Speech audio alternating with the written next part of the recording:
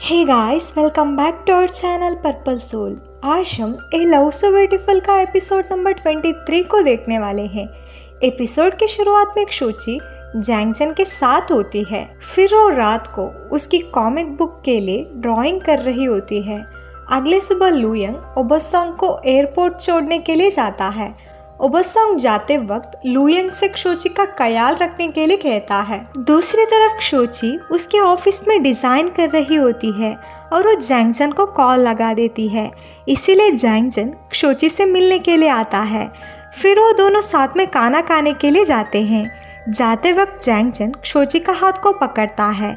शोची बहुत खुश हो जाती है।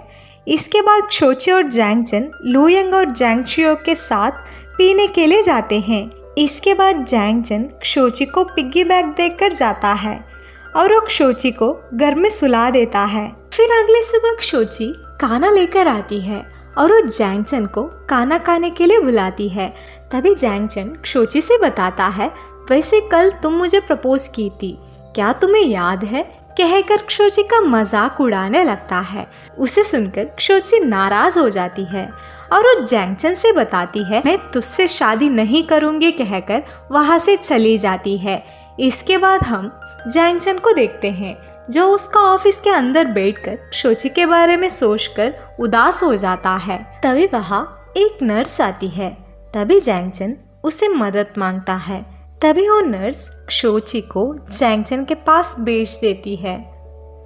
जब शोची जैंगचन को देखने के लिए जैंगचन का ऑफिस के अंदर आती है, तभी जैंगचन शोची के लिए एक बहुत बड़ा बॉक्स लेकर इंतज़ार कर रहा होता है और वो शोची का पास आकर शोची से बताता है, मुझे पता है तुम मुझसे इसीलिए नाराज़ हो ताकि मैं तुझे ठीक से प्रपोज नहीं किया हूँ कहकर खुद से शादी करने के लिए कहकर शोची से बॉक्स को ओपन करने के लिए कहता है। बॉक्स के अंदर एक लेटर और रिंग होता है। शोची लेटर पढ़ने के लिए लेटर को ओपन करती है, लेकिन उस पर कुछ नहीं होता है।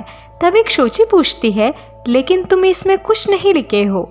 जैंगचन बताता है, वो लेटर नहीं है, वो तो मैंने बस बैलून को बैलेंस करने के लिए रखा था।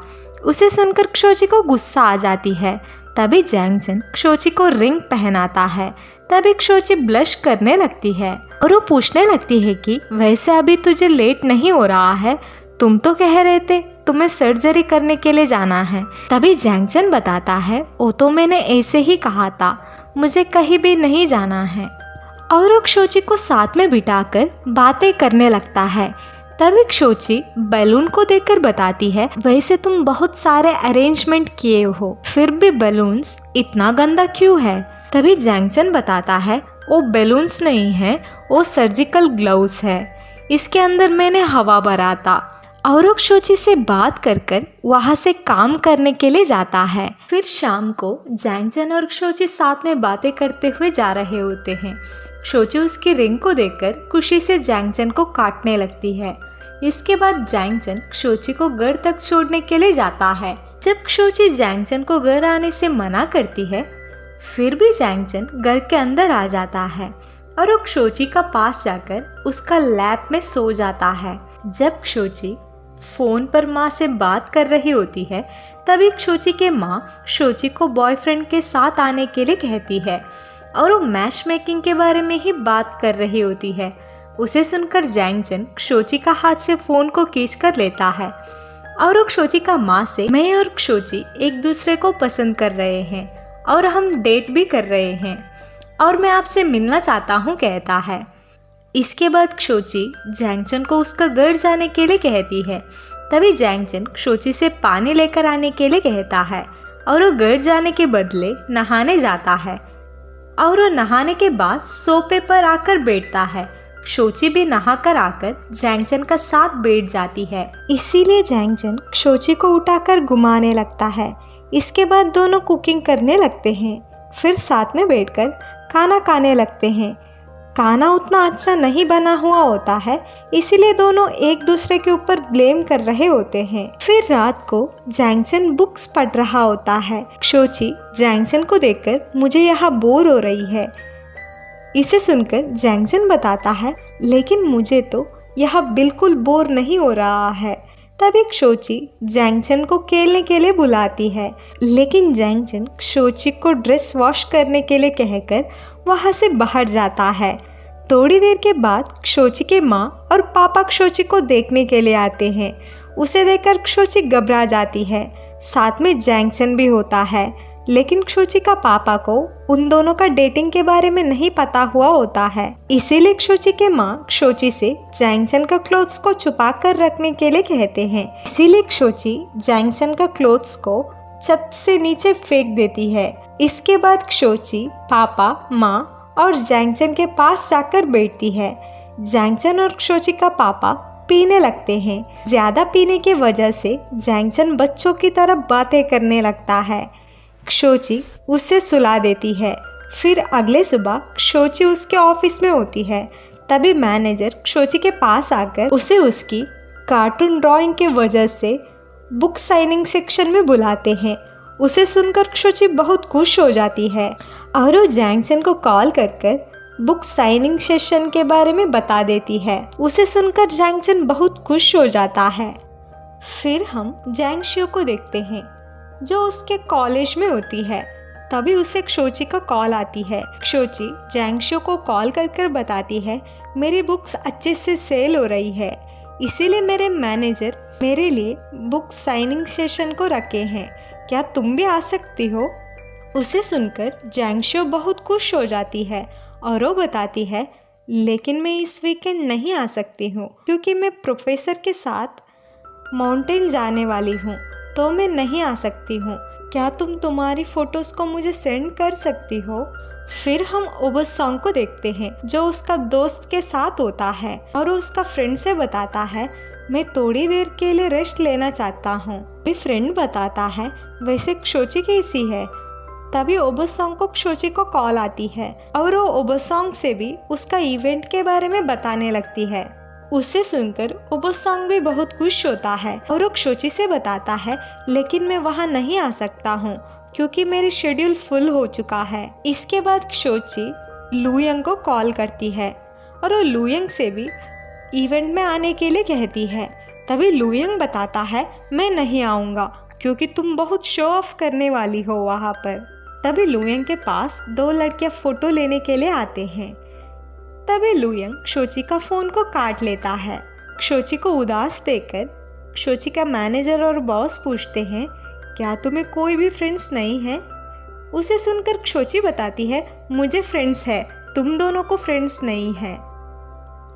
उसे सुनकर क्षोची का बॉस और मैनेजर मुस्कुराने लगते हैं। तभी क्षोची बताती है, वो लोग नहीं आएंगे तो क्या हुआ, मेरे फैंस है, वो लोग जरूर आएंगे कहकर चुपचाप बैठ जाती है। फिर हमें इवेंट का दिन को दिखाया जाता है, जहाँ पर क्षोची उसके फैंस के लिए इंतजार कर रही होती है, लेकिन वो यहाँ पर बहुत उदास दिखती है। थोड़ी देर के बाद उसके फैंस आकर उससे सिग्नेचर लेने लगते हैं। तभी वहाँ जैंगचन भी क्षोची से ऑटोग्राफ लेने के लिए आता है। उसे देखकर क्षोची बहुत खुश हो जाती है। जैंगचन का पीछे जैंगशियो, लुयंग और ओबसॉन्ग भी होते हैं। इन चारों को साथ में देखकर क्षोची बहुत खुश हो जाती है। इसके बाद चारों क्षोची के बनाए हुए ड्राइंग्स को देखने लगते हैं। इसके बाद क्षोची और जैंगचन साथ में हाथ पकड़ते हुए जाने लगते हैं और वो दोनों साथ में स्कूल के वक्त बिताए हुए पल को याद करने लगते हैं। तभी हमें एक फ्लैशबैक को दिखाया जाता है, जहाँ पर क्षोची जैंगचन से बता रही होती है कि मेरी बैग बहुत हेवी है, तो तुम मुझे पकड़ने के लिए मदद करो। तभी जैंगचन क्षोची को बैग पकड़ने के लिए मदद कर रहा होता है। तभी क्षोची बताती है, इस पर ओबसॉन्ग का बुक्स भी है, इसकी वजह से बैग बहुत हेवी है। इसे सुनकर जैंगचन जेलसी से बैग को छोड़ता है और वो क्षोची को खुद का बैग को पकड़ने के लिए कहता है। फिर हम प्रेजेंट का सीन को देखते हैं, जहाँ पर क्षोची किचन से चिल्लाने लगती है। उसे सुनकर जैंगचन हमें बताता है, आज फिर से क्षोची किचन को जला रही है। ये सब मुझे लगता है शायद मेरी कर्म मुझे वापस मिल रहा है कहकर क्षोची के बारे में सोचने लगता है। तभी हम फिर से फ्लैशबैक को देखते हैं, जहाँ पर जैंगचन स्कूल को साफ कर रहा होता है। तभी क्षोची जैंगचन को प्रपोज करती है। लेकिन जैंगचन क्षोची को पसंद करते हुए भी क्षोची को रिजेक्ट कर देता है और वो अपने आप से बताता है क्षोची के लेग्स बहुत छोटी है, फिर भी वो मुझे चेस करने के लिए बहुत फास्ट भागती है और मैं उसे सताने के लिए बहुत स्पीड चलता हूँ, फिर भी वो तकती नहीं है। वैसे वो बहुत ट्रबल मेकर थी, हमेशा कुछ ना कुछ ऐसा काम कर कर खुद भी और सबको फंसा देती थी। इसकी वजह से मुझे भी बहुत बार पनिशमेंट मिल चुका है और मुझे जब ओबोसॉन्ग क्षोची के पास आता है तभी मुझे जेलस फील होता है। जब वो दोनों साथ में एक जैसे टी शर्ट पहने थे तब मुझे बहुत बुरा लगा था।